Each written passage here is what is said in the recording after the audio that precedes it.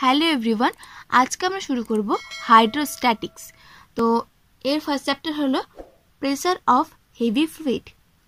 তো কি বলছে, the pressure at a point in a liquid whose depth from the upper surface is h, then the pressure equal to rho g h. তার মানে pressure কোনো একটা পয়েন্টে, কোনো একটা লিকুইড, সে লিকুইডের যে কোনো একটা পয়েন্টে যদি আমরা কী করতে চাই, প্রেসার বের করতে চাই, তার জন্য আমাদের যে সূত্রটা সেটা হচ্ছে কি রো জি এইচ, যেখানে কি এইচটা হলো কি ওর গভীরতা, মানে ওই পয়েন্টটা আমরা সে আপার সারফেস থেকে কত গভীরে নিচ্ছে সেটা। আর রোটা হলো সে লিকুইডটার ডেন্সিটি, মানে ঘনত্ব কত, আর জিটা হলো সে গ্র্যাভিটেশনাল অ্যাক্সিলারেশন, মানে আমাদের যেটা মাধ্যাকর্ষণ শক্তি বলি। ঠিক আছে, এবার প্রথম একটা আমরা অঙ্ক চলে আসি। এখানে ফর্মুলা সেরকম কিছু নেই, জাস্ট অঙ্ক রো জি এইচ, এই ফর্মুলাটা দিয়ে আমাদের কী হবে, কিছু অঙ্ক করতে হবে। তো অনেকগুলো অঙ্ক প্রথমটা করে দেবো আমি, তার মধ্যে এক নম্বর অঙ্কটা শুরু করছি। একটা ছোট্ট একটা অঙ্ক কি বলছে, এ tube in the form of A parabola held with is vertex downward and Axis vertical. তাহলে প্রথমত বলছে একটা টিউব, যে টিউবটা দেখতে কীরকম, একটা প্যারাবোলার মতো। প্যারাবোলা মানে নিশ্চয়ই তোমরা বুঝতে পেরেছো, তোমরা প্যারাবোলা আগে পড়েছো, পরাবৃত্ত যেটাকে বলি আমরা, সেটা ছবি তোমরা নিচে বুঝতে পেরে গেছো ছবিটা কীরকম হতে পারে। এবার বলেছে with its vertex downwards and axis vertical. তাহলে ছবিটা কিন্তু এইভাবে হবে, আমি যেটা এঁকে রেখেছি এখানটায়, এভাবে ডাউনওয়ার্ড হবে, আর ওর ভার্টেক্সটা কি, ওর অ্যাক্সিসটা হচ্ছে এভাবে ভার্টিক্যাল। ঠিক আছে, তো যখন এই টাইপের কোনো অঙ্ক ফার্স্ট তোমাকে ছবিটা কিন্তু আঁকতে হবে। হাইড্রোস্ট্যাটিক্সে আমি তোমাকে প্রত্যেকটা প্রায় ছবিগুলো আঁকতে হবে, ছবি না আঁকলে তুমি ব্যাপারটা ঠিকঠাক অঙ্কটা করতে পারবে না। তো প্রথমে আমরা একটা প্যারাবোলা এঁকে নিলাম। এবার বলছে it filled with two different liquid of density rho one and rho two. তো দুটো কি আছে, লিকুইড যেটা পূর্ণ করা আছে, যার একটা ঘনত্ব হলো রো ওয়ান আর একটা হচ্ছে ঘনত্ব rho two. If the distance of the free surface from the liquid from the focus are r one and r two. তাহলে ওর যে ফ্রি সারফেসের দূরত্ব ফোকাস থেকে হচ্ছে রো ওয়ানের জন্য আর ওয়ান, রো টুর জন্য আর two, then show that the distance of the common surface from the focus is এটা। তাহলে ফোকাস থেকে তো কমন সারফেসের দূরত্ব হচ্ছে এটা, এটা আমাদের বের করতে হবে। তো ফার্স্ট টাইম দেখে নিই, তোমার ছবিটা এঁকে দেখাচ্ছি, কোথায় আর ওয়ান হবে, কোথায় আর টু হবে, আমাদের কী বের করতে বলেছে। ঠিক আছে, এখানে দেখো শুধুমাত্র লেখা আছে ফিল্ড, এখান থেকে দেওয়া নেই যে পুরোপুরি পূর্ণ, কিন্তু ফুল ফিল্ড থাকতো। ঠিক আছে, তাহলে ভেতর থেকে পুরোটা বৃত্তটাই, পুরো প্যারাবোলাটা পূর্ণ আছে, কিন্তু এখানে শুধুমাত্র ফিল্ড, তাহলে কিছুটা একটা অংশ কি আছে ভর্তি আছে, পুরোটা কিন্তু ভর্তি নেই। তো আমি ফার্স্টে ধরে নিচ্ছি এটা আমাদের ফোকাস ই। ঠিক আছে, এটা আমাদের ভার্টেক্স, নাম দিলাম L1 L2 হচ্ছে আমাদের ডিরেক্ট্রিক্স বা যেটাকে আমরা বলি নিয়ামক, এটা হচ্ছে আমাদের ভার্টেক্স বা শীর্ষ, এটা হচ্ছে ফোকাস বা নাভি। এবার এখান থেকে কী করতে আমাদের রো ওয়ান রো টু দুটো ডেন্সিটি নিয়ে নিতে হবে। তা আমি ধরলাম কি, যে মোটামুটি এখান থেকে এতটা,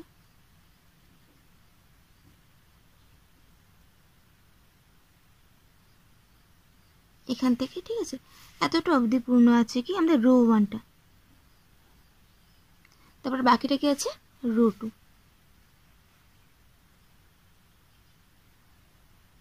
মোটামুটি ছবিটা এইভাবে আঁকতে হবে, তারপর মানে তুমি হতে পারে এর একটা এই পারে আছে, ঠিক আছে, ওটাও হতে পারে। তো যাক একটা আঁকলাম, আমি ধরলাম যে এইটুকুটা আমাদের পূর্ণ করা আছে কি আমাদের রো ওয়ান। ঠিক আছে, এইটুকুটা হলো আমাদের রো ওয়ান, বাকিটুকুটা এইটুকুটা হলো আমাদের রো টু। এটা আমি ডট ডট করলাম রেড পেন দিয়ে। এই লিকুইডটা হচ্ছে রো টু ঘনত্বের। ঠিক আছে, তাহলে রো ওয়ান ঘনত্বের এইটুকু পোর্শন, বাকি পোর্শনটা হচ্ছে আমাদের রো টু ঘনত্বের। এবার বলেছে কি, দেখো ওখানে আর ওয়ান আর টু কি ছিল, the distance of the free surface. তাহলে ফ্রি সারফেস কি, এটা একটা ফ্রি সারফেস, এটা একটা ফ্রি সারফেস, তাই না, free surface of the liquid from the focus are r one r two. তাহলে এটা হচ্ছে আমাদের ফোকাস ই, এখান থেকে যে দূরত্ব এইটুকুটা হচ্ছে একটা দূরত্ব আর ওয়ান, তাহলে এটা দূরত্ব হচ্ছে আমাদের আর ওয়ান, আর আরেকটা দূরত্ব হচ্ছে আর টু, তাহলে এটা দূরত্ব হচ্ছে আমাদের আর টু। এটুকু দেওয়া আছে, আমাদের বের করতে হবে কি কমন সারফেস। কমন সারফেস মানে এই দুটো যে লিকুইড যেখানে যোগ হয়েছে সেটা আমাদের কমন, তোমরা এইটুকু কমন, এই জায়গাটা আমাদের কমন। এখানে কিছুটা নাম দিয়ে দিচ্ছি আমি, আচ্ছা জায়গাগুলোর নাম দিয়ে দিই আমি। এটার নাম দিলাম এ, এই পয়েন্টের নাম দিচ্ছি আমি বি, এই পয়েন্টের নাম দিচ্ছি আমি সি।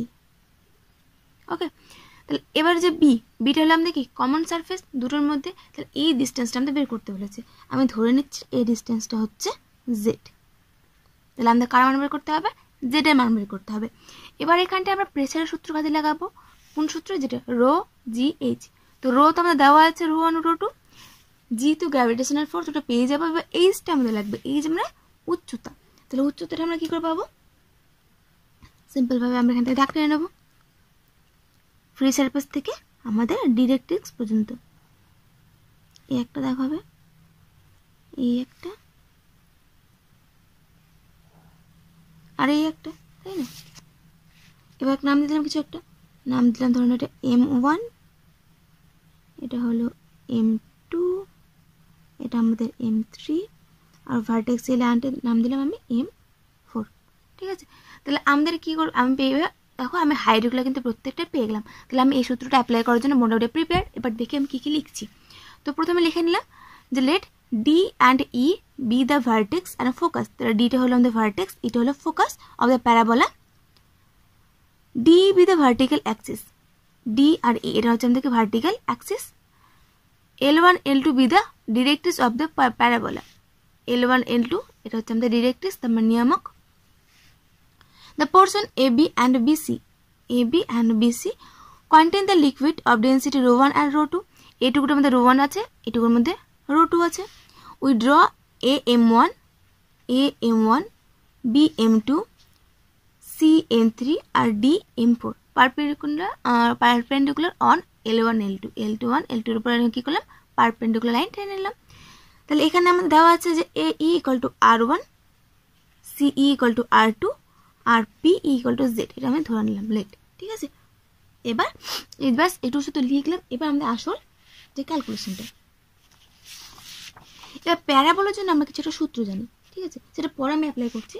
তাহলে আমরা এবার কি করব? এখানটা দেখো, এটা আমাদের মাঝখানটা কি, এখান থেকে এইটুকু পোর্শন এটুকু পোর্শন, তাহলে এইটা আমাদের হচ্ছে মিড পয়েন্ট ভার্টেক্সটা। তাহলে এইখানটা সবসময় কী হবে? এদিকে যতটা প্রেসার থাকুক না কেন, এদিকে যতটা প্রেসার, সবসময় আমাদের ডি পয়েন্টে কী হবে? আমাদের প্রেসারটা কিন্তু ইকুয়াল হবে। ঠিক আছে, যেটা মাঝখানে আছে, তাহলে এখানে আমাদের প্রেসারটা কী হবে? ইকুয়াল হবে। এই ফর্মুলাটাকে আমরা কাজে লাগাবো। তাহলে আমরা এবার লিখবো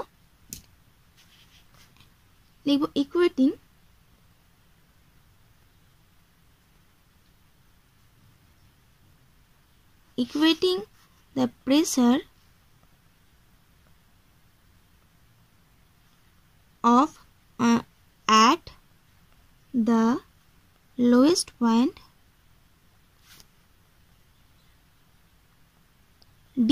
তো লোয়েস্ট পয়েন্ট হলো আমাদের ডি পয়েন্ট আমরা কি করছি? প্রেসারটাকে ইকুয়াল করছি ফ্রম বোথ সাইড,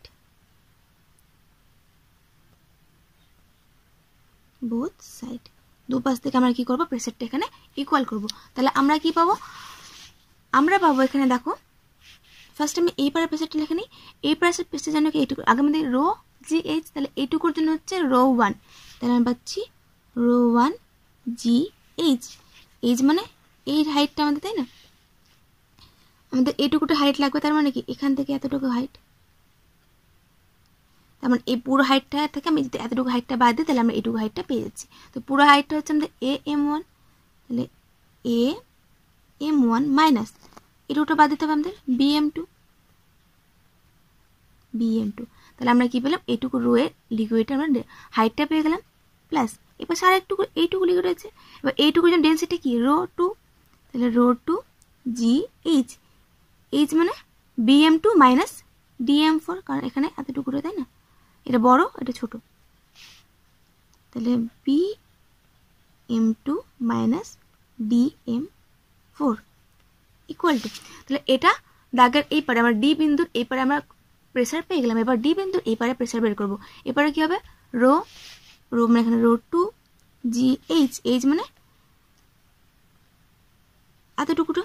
এতটুকু পোর্শন, মানে এই বড়টা থেকে এই ছোটটা বাদ দিয়ে দেবো। এইটুকু বাদ মানে কি? এইটুকু বাদ মানে এটা বাদ, তাহলে CM3 minus DM4, CM3 minus DM4, ব্যাস হয়ে গেল।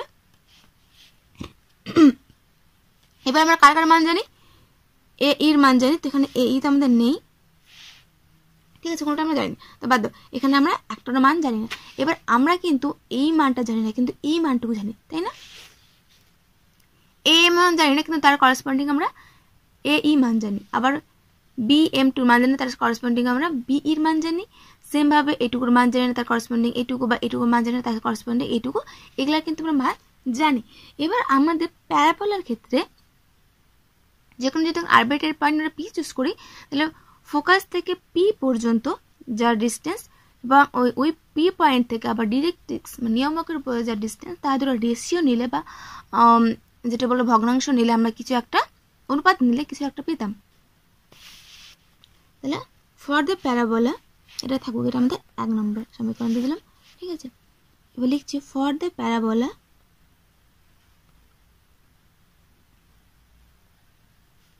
আমাদের সূত্র কি ছিল? আমাদের সূত্র অনুযায়ী এইটুকুটা দূরত্ব ভাগ এইটুকু দূরত্ব, তাহলে এ ই ভাগ এ M1 ইকুয়াল টু কি ছিল? ইকুয়াল টু হতো আমাদের উৎকেন্দ্রতা বা এসেন্ট্রিসিটি ই হতো, কিন্তু প্যারাবোলার ক্ষেত্রে ই এর মানটা কত? 1, তাহলে এখানে আমরা লিখবো 1। ঠিক আছে, এরকম একটা তোমার সূত্র ছিল যে SP/PM ইকুয়াল টু ই, এটা কিন্তু সূত্র ছিল।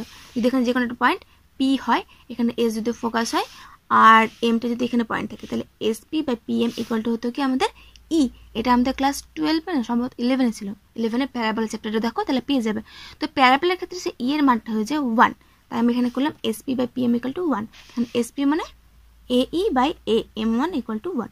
সেম ভাবে এটা ক্ষেত্রে পেয়ে যাবো BE/BM2 ইকুয়াল টু 1, তাহলে BE/BM2 ইকুয়াল টু 1। আবার এটা হতো CE/CM3 equal to 1, CE/CM3 equal to 1। তাহলে এখান থেকে পাচ্ছি আমরা AE equal to AM1, BE equal to BM2, CE equal to CM3।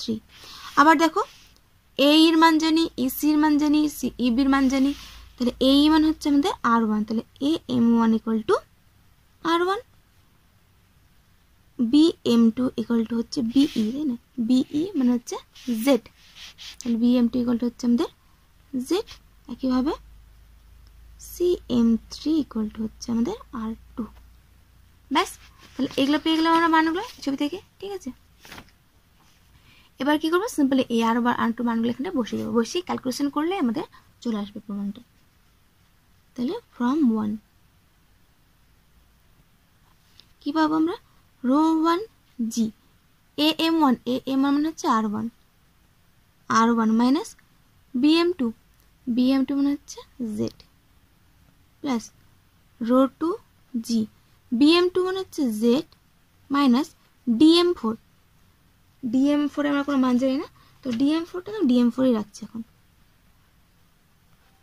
ঠিক আছে, equal to rho 2 G CM3 হচ্ছে আমাদের R2 মাইনাস DM4 এর মান জানি না, তো DM4 থাকুক। হলো, এবার দেখো জি প্রত্যেক দিকে আছে, এবার জি নন জিরো, তাহলে জিটা কি হচ্ছে? কেটে যাচ্ছে। তাহলে আমরা এখানে পাচ্ছি rho 1 R1 minus rho 1 Z plus rho 2 Z minus rho 2 into DM4, এদিকে থাকছে rho 2 R2 minus rho 2 into DM4। তাহলে এ পাশে DM4, রো 2 DM4 কেটে যাচ্ছে। তাহলে আমাদের কিসে মান বের করবো? আমরা মান বের করবো জেড এর মান, তাই না? তাহলে জেডটাকে এই পারে রাখি, বাকিগুলোকে এই পারে নিয়ে যাই। তাহলে rho 2 Z minus rho 1 Z equal to থাকছে আমাদের rho 2 R2 minus rho 1 R1। That implies আমাদের জেড এর মানটা লাগবে, তাই না? তো জেড কমন নিয়ে নাও, রো 2 মাইনাস রো 1, এখানে থাকবে rho 2 R2 minus rho 1 R1। That implies Z equal to থাকছে rho 2 R2 minus rho 1 R1 by rho 2 minus rho 1। আমাদের জেড এর মানটা বের করতে বলেছিল, এবার দেখি আমাদের অ্যান্সারের সঙ্গে মিলছে কিনা। তো এখানে 1গুলোকে আগে আছে, 2গুলোকে পরে আছে, তাহলে এক কাজ করে নিচে কমন নিয়ে নিই মাইনাস, তাহলে থাকছে এখানটায় rho 1 R1 minus ρ2 r2 by ρ1 minus ρ2 ব্যাস প্রুফড। ঠিক আছে, তাহলে দেখো আমাদের এটা বেরিয়েছে আর আমরা এটাকে বের করতে বলেছিলাম। তো জেড এর মানটা বের করতে বলেছিল, তাই না? তো এই টাইপের যখন কোনো অঙ্ক দেখবে, কোনো লিকুইড দিয়ে অর্ধেক ফিল করা থাকবে, ঘনত্ব দেওয়া থাকবে, তখন বুঝে নেবে সেটা প্রেসার অফ হেভি ফ্লুইডের অঙ্ক।